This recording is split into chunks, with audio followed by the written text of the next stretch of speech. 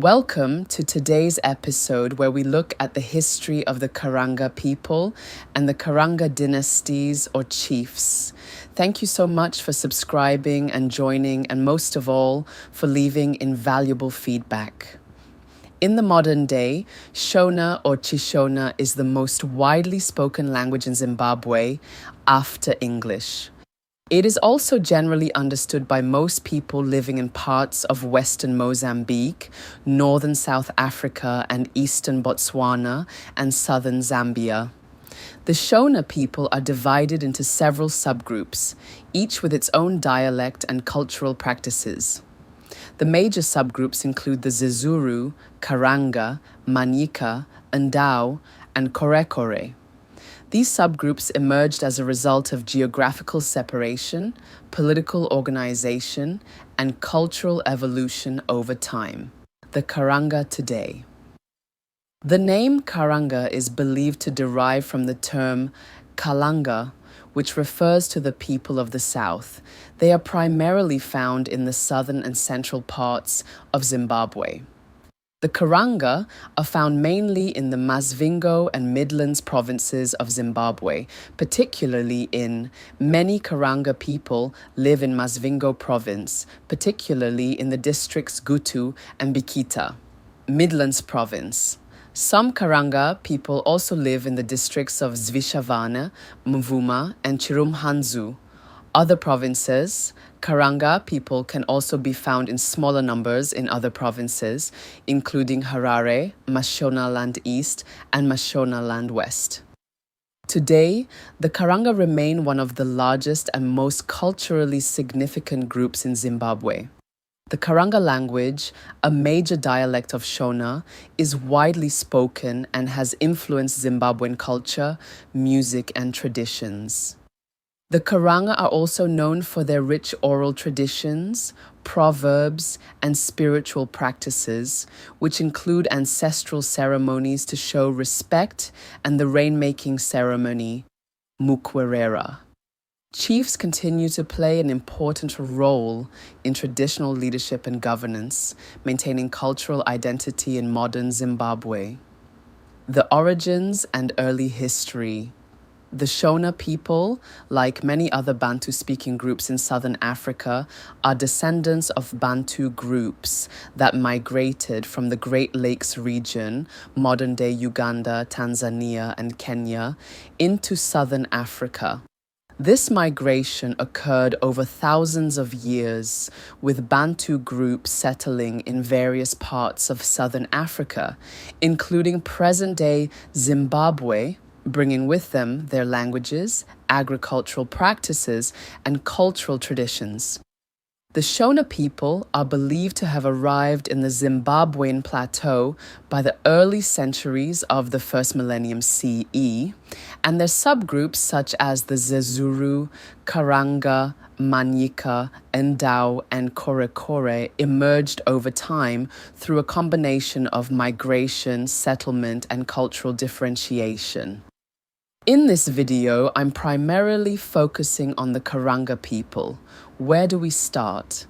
The best starting point is to look back into ancient times.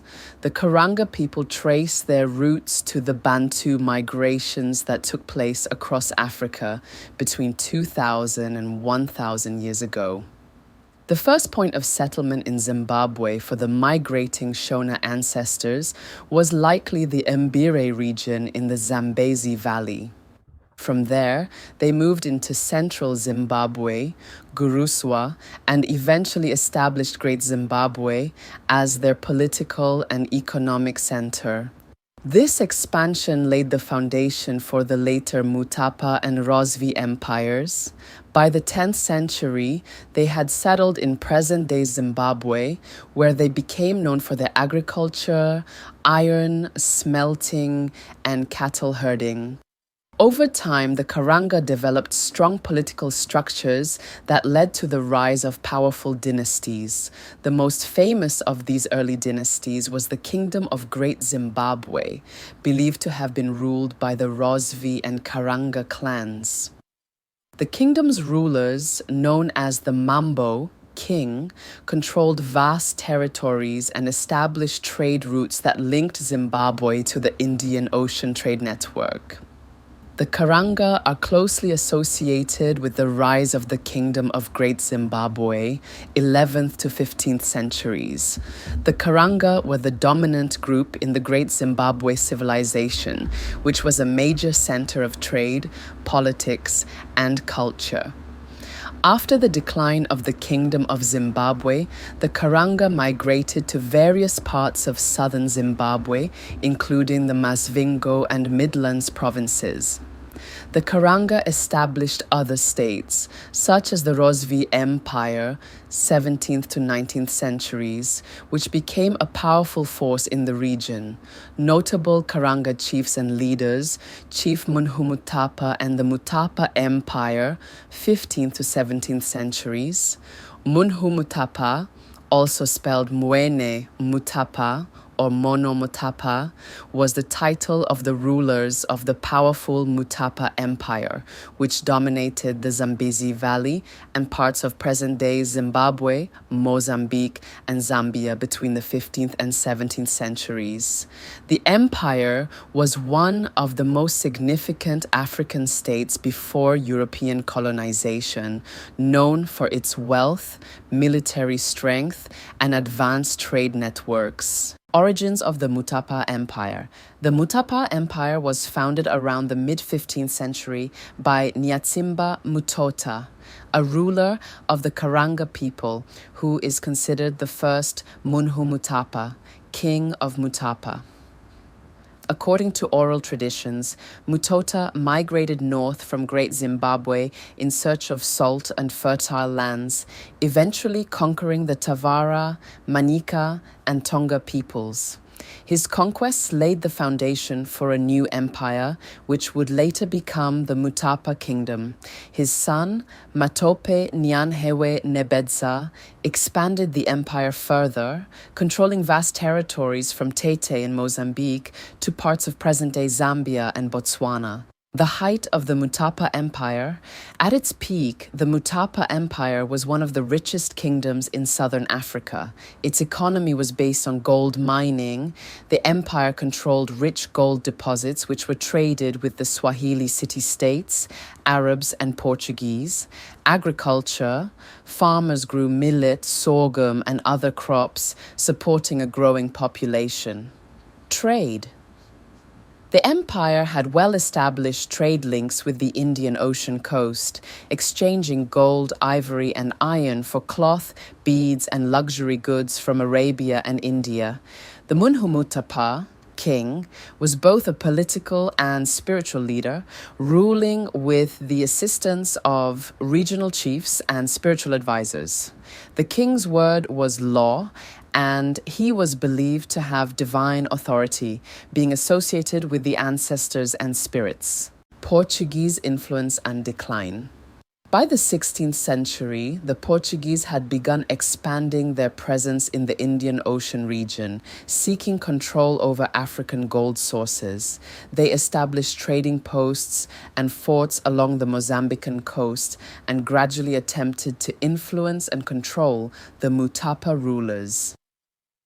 In 1561, the Portuguese missionary Gonçalo da Silveira arrived at the Mutapa court and converted Munhu Mutapa Ngomo Mupunzagutu to Christianity.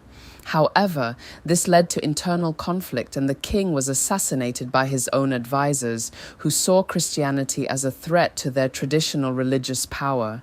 As the Portuguese influence grew, they began meddling in Mutapa politics by manipulating succession disputes. They supported rival claimants to the throne and forced Munhu Mutapas to sign trade agreements that favored Portuguese merchants. By the 17th century, the once powerful Mutapa state was significantly weakened due to internal power struggles. Royal family members and chiefs frequently fought over the throne. Portuguese interference. The Portuguese installed puppet rulers, reducing the Munhu Mutapa's independence. Economic decline. Overmining led to the depletion of gold resources, weakening the empire's wealth and trade power. military defeats, the empire struggled to defend itself against external threats, including Portuguese-backed invasions and regional conflicts. How the reign of Mutapa ended. The Mutapa rulers continued to resist Portuguese domination, but by the late 17th century, the empire was reduced to a shadow of its former self. In 1629, the Portuguese officially deposed Mutapa Mavhuramhande, installing a pro-Portuguese leader who acted as their vassal. Despite some later attempts at independence, the Mutapa state never regained its former power. By the 18th century, it had fragmented into smaller chiefdoms, and in the 19th century, it was finally destroyed by invading groups such as the Nguni and Rozvi, who took control of its remaining territories. Legacy of the Mutapa Empire. The Mutapa rulers left a lasting legacy in Zimbabwean history. Their influence can still be seen in the Karanga political and traditional leadership systems, which continue today. The use of the title Mutapa, which later inspired the name of modern Zimbabwean institutions such as the University of Mutapa and Mutapa Investment Fund. The Great Zimbabwe ruins, which are linked to the early rise of the Mutapa rulers and remain a national symbol. Although the Mutapa Empire eventually fell, its legacy as one of Africa's greatest pre-colonial civilizations remains strong in Zimbabwean cultural identity. Changamire Dombo and the rise of the Rozvi Empire. Changamire Dombo was a powerful Karanga military leader and ruler who founded the Rozvi Empire in the late 17th century. His reign marked a significant period in Zimbabwean history, characterized by military expansion, resistance against Portuguese colonization, and the consolidation of local African power. Rise to power Changamire Dombo originally served under the Mutapa Empire, which was the dominant political entity in the region at the time. He was appointed as a governor in the southwestern part of the empire, an area known as Guruswa, modern-day Masvingo and Midlands provinces. However, he eventually rebelled against the Mutapa rulers, establishing his own independent state, the Rozvi Empire. The Rozvi name comes from the Shona word kurozva, meaning to conquer, reflecting their military dominance. Changamire Dombo built a strong army known as the Rozvi warriors, who became famous for their superior battle tactics, including cavalry warfare and the use of the cow horn formation, similar to the strategies employed by the Zulu later in history. Wars against the Portuguese. One of Changamire Dombo's most significant achievements was defeating the Portuguese invaders who had attempted to dominate the Zimbabwean plateau. By the 17th century, the Portuguese had established trading stations and military garrisons in the region, aiming to control local gold trade routes. In 1684, Changamire Dombo launched a successful military campaign against the Portuguese at Dembarare, near present-day Harare, destroying their settlements and driving them out of the interior. This decisive victory cemented his reputation as one of the greatest African leaders who resisted European colonial expansion and rule. Following his victories, Changamire Dombo expanded the Rozvi Empire, uniting various Shona-speaking groups under his rule. His administration was structured around chiefs and sub-chiefs who were responsible for governing different regions under his authority. The Rozvi Empire became a powerful centralized state with its economy based on cattle herding, agriculture, gold mining and trade, iron smelting and pottery. Changamire Dombo established his capital in the southwestern parts of Zimbabwe, possibly near Danamombe or Kami, where remnants of Rozvi architecture and stone structures still exist. How his reign ended, Changamire Dombo's rule came to an end towards the late 17th century. There are different accounts about his death and successors, but the most widely accepted version is that he died in battle or of natural causes after securing the Rozvi Empire's dominance. His successors, particularly his son and later rulers known as Changamire dynasts, continued his legacy. However, over time, the Rozvi Empire faced increasing challenges, including internal conflicts and succession disputes, droughts, and economic struggles, invasions by the Ndebele under Mzilikazi in the 19th century. By the mid-19th century, the Rozvi had been weakened and eventually defeated by Mzilikazi's Ndebele warriors, marking the end of their dominance. Legacy of Changamire Dombo. Changamire Dombo is remembered as one of Zimbabwe's greatest military leaders, whose legacy of resistance against European colonialism remained an inspiration in later struggles for independence. His leadership laid the foundation for strong Karanga political structures, which influenced traditional leadership systems in Zimbabwe up to the present day. Chief Chirumhanzu, a respected Karanga leader. Chief Chirumhanzu was a prominent Karanga traditional leader who ruled over the Chirumhanzu area in present-day Midlands Province, Zimbabwe. He was part of the broader Karanga chieftaincy system, which played a crucial role in governance, land administration, and cultural preservation among the Shona people. The Chirumhanzu chieftaincy is one of the most respected traditional leadership structures in Zimbabwe. Origins and rise to power. The Chirumhanzu dynasty traces its roots back to the Rozvi Empire, which dominated Zimbabwe in the 17th and 18th centuries. Oral traditions suggest that the first chief, Chirumhanzu, was a warrior leader who settled in the region, bringing together different Karana clans under his rule. The name Chirumhanzu is believed to have come from a phrase meaning the one who never gets tired, symbolizing the resilience and strength of the chief and his people. The region under Chief Chirumhanzu became known for its fertile land, which supported a strong agricultural economy, governance, and leadership. As a traditional ruler, Chief Chirumhanzu was responsible for administering justice, settling disputes among his people, and enforcing customary laws, land allocation, ensuring fair distribution of land for farming and settlement. Cultural and religious duties, leading traditional ceremonies such as rainmaking rituals, mukwerera, and honoring ancestral spirits, military defense, protecting his territory from rival groups, and early European incursions.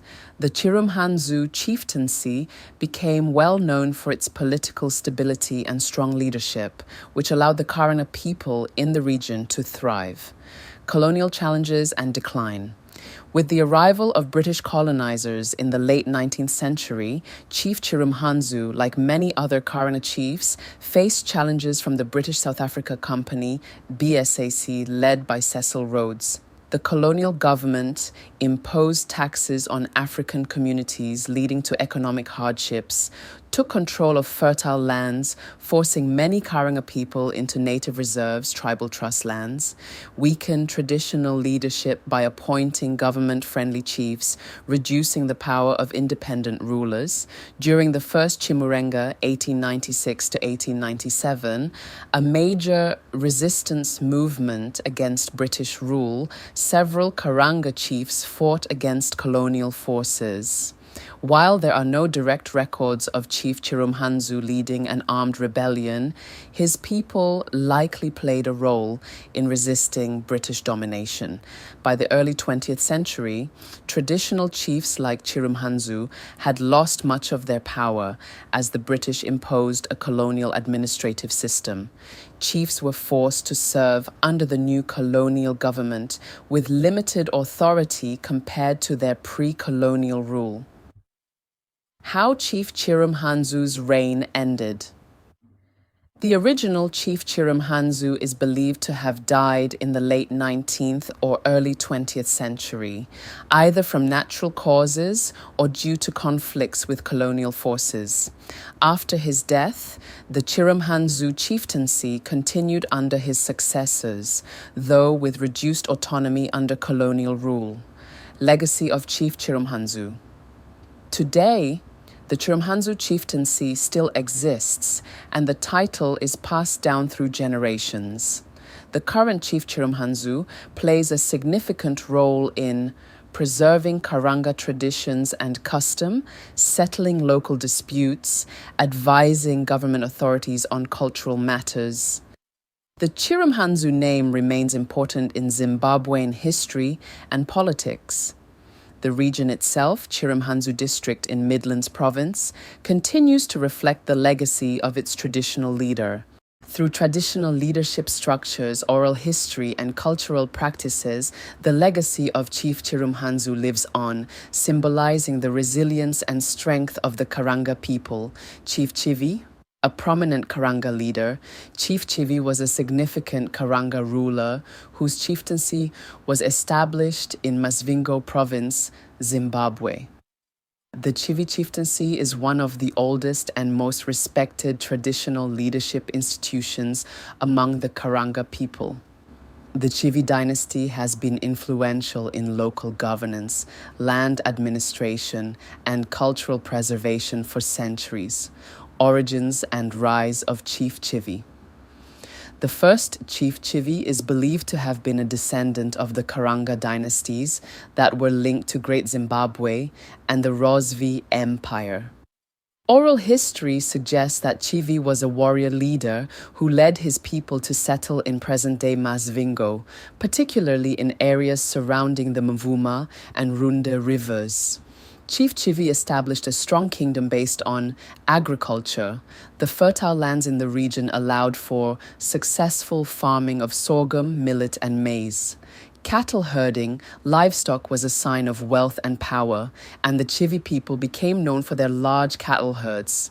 Trade. The chieftaincy maintained trade connections with nearby Karanga communities and the Portuguese traders. Governance and leadership. As a traditional leader, Chief Chivi held political, judicial, and spiritual authority over his people. He was responsible for resolving disputes and maintaining order in the community, overseeing land distribution among his people, performing traditional rituals including rainmaking ceremonies, mukwerera, to ensure agricultural success, defending his territory from external threats, including rival groups and early colonial incursions. Colonial era and challenges. When the British South Africa Company, BSAC, and British colonial authorities invaded Zimbabwe in the late 19th century, many Karanga chiefs, including Chief Chivi, resisted European rule. However, historical records are unclear on Chief Chivi's direct involvement. During the colonial period, white settlers took control of Karanga lands, forcing many indigenous people into reservations, native reserves. The Chivi chieftaincy was affected by these policies, but the traditional leadership structure survived, albeit with reduced power. How Chief Chivi's reign ended. The original Chief Chivi likely passed away in the late 19th or early 20th century, either due to natural causes or during the conflicts with British colonial forces. After his death, his successors continued to rule under colonial constraints, maintaining the Chivi chieftaincy despite British-imposed changes to traditional governance. The legacy of Chief Chivi. Today, the Chivi dynasty still exists, and the title of Chief Chivi is passed down through generations.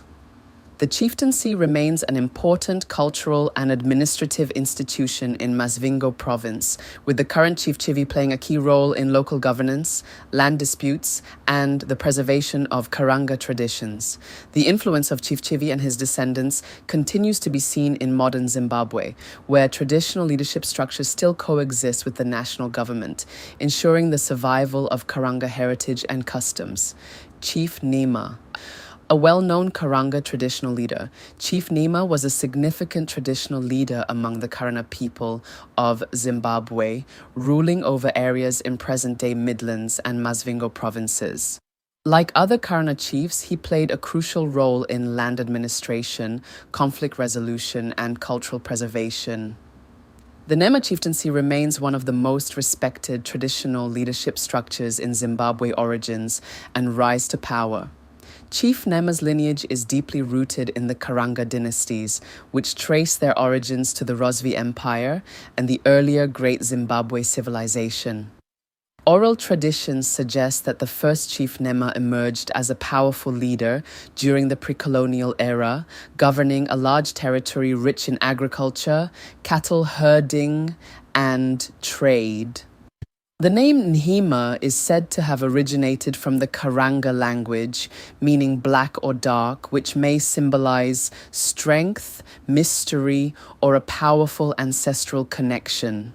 The Nhema chieftaincy was known for its resilience in defending its people and territory from external threats, including rival groups and European colonizers. Governance and leadership. Chief Nhema ruled with absolute authority, supported by village headmen, spiritual leaders and counselors, Sadunhu and Sabuku. His leadership was marked by land allocation, ensuring fair distribution of land for farming and settlement, judicial responsibilities, settling disputes, enforcing customary laws, and maintaining justice. Religious and cultural duties, leading ancestral worship and rainmaking ceremonies, mokwerera, to secure good harvests. Military organization, defending his people from rival tribes and resisting external threats. The Nhema region was known for its fertile lands and cattle wealth, making it an important center of Karanga economic and cultural life. Colonial resistance and challenges. With the arrival of British colonial forces in the late 19th century, Chief Nhema, like many other Karanga rulers, faced significant challenges. The British South Africa Company, BSAC, led by Cecil Rhodes, sought to control Zimbabwe's resources, leading to conflicts with local leaders. Despite resistance, the British eventually established full colonial rule by 1902, and traditional leaders like Chief Nhema lost much of their political power. How Chief Nhema's reign ended. The original Chief Nhema likely died in the early 20th century, either from natural causes or as a result of colonial conflicts. After his death, the Nhema chieftaincy continued, but under colonial rule, chiefs were stripped of real political power and forced to serve under the colonial administration as local representatives. Legacy of Chief Nhema today, the Nhema chieftaincy still exists, and Chief Nhema's descendants continue to play an important role in local governance. The region remains an important part of Karanga cultural identity, with Chief Nhema's legacy reflected in traditional leadership structures, oral history and folklore, land disputes, and cultural preservation efforts. The Chief Nhema title continues to be passed down through generations, ensuring the survival of Karanga heritage and traditional governance. His legacy as a respected leader, protector, and custodian of Karanga culture remains significant in Zimbabwe's history. Chief Mapanzure, a Karanga leader from the Masvingo area, Chief Mapanzure was a well-respected Karanga leader from the Masvingo region, Zimbabwe. He was part of the broader Karanga chieftaincy system, which played a vital role in governance, cultural preservation, and land administration. The Mapanzure chieftaincy remains significant in Masvingo's history, with a legacy that continues to influence traditional leadership in the region. Origins and rise to power. The Mapanzure clan traces its roots to the Rozvi Empire, which ruled over large parts of Zimbabwe in the 17th and 18th centuries. Oral history suggests that Chief Mapanzure was a descendant of the Rozvi rulers, known for their military prowess and administrative skills. The Mapanzure people settled in the Masvingo area, where they established a powerful and well-organized community. The name Mapanzure is believed to come from the Karanga language, possibly referring to a strategic division or settlement of people, indicating the clan's role in establishing order and governance in the region, governance and leadership. As a Karanga chief, Chief Mapanzure had significant political, social, and spiritual authority over his people. His leadership was based on land administration, allocating land for farming and settlement, conflict resolution, acting as a judge in disputes among his subjects, cultural and religious responsibilities, presiding over traditional ceremonies, including rainmaking rituals, mukwerera, military leadership, protecting his people from external threats, including rival groups and colonial incursions. The Mapanzure region became known for its productive agriculture and cattle wealth, making it a stronghold of Karanga identity and economic activity. Colonial challenges and resistance. While specific historical records of Chief Mapanzure's role in the Chimurenga are limited, it is widely believed that he and his people opposed British rule, either through armed resistance or by supporting local uprisings. How Chief Mapanzure's reign ended. Chief Mapanzure's rule ended during the early colonial period, possibly due to colonial suppression. Many traditional chiefs were either deposed, killed, or forced into submission by the British. Natural causes. If he was not directly involved in war, he may have passed away due to old age, loss of political power. Even if he remained chief, his authority was significantly reduced under British colonial rule. After his reign, the Mapanzure chieftaincy continued, but under colonial restrictions. Chiefs were required to serve as government-appointed administrators rather than as independent rulers. Legacy of Chief Mapanzure. Despite colonial challenges, the Mapanzure chieftaincy still exists today, with descendants of Chief Mapanzure continuing to play a role in local governance and cultural preservation. The legacy of Chief Mapanzure is seen in the continued existence of the chieftaincy passed down through generations. The strong Karanga traditions and customs are maintained in the Masvingo area, oral history and folklore which honor him as a leader who protected and guided his people. Today, the Mapanzure name remains an important part of Zimbabwean history, symbolizing traditional leadership, resilience, and cultural identity in the Karanga community, colonial and post-colonial era. During the colonial period, 1890 to 1980, the Karanga people, like other Zimbabwean groups, faced land dispossession under British rule. Many Karanga chiefs resisted colonial domination, with figures like Chief Chirumhanzu and Chief Mapanzure playing key roles in early resistance movements. After Zimbabwe gained independence in 1980, the Karanga continued to be influential in politics and governance. Summary conclusion. The Karanga people have a deep and influential history in Zimbabwe, from their early role in the Great Zimbabwe Kingdom to their leadership in resistance against colonial rule and their continued cultural and political significance today. Chiefs and traditional leaders remain vital figures in Zimbabwean society, ensuring the preservation of Karanga heritage and customs. We end here for today. Thank you so much for joining me as we revisit our history as the Shona people. I have something exciting to leave you with, a puzzle to solve. Some scholars suggest that Guruswa refers to an area in the Great Lakes region, possibly southern Tanzania or northern Mozambique. However, if we focus on Shona oral traditions, Guruswa is often associated with Zimbabwe, particularly the Great Zimbabwe area. It is possible that Guruswa represents both a physical place in the Great Lakes and a legendary homeland in Zimbabwe. Let me know what you think. Which theory is more likely?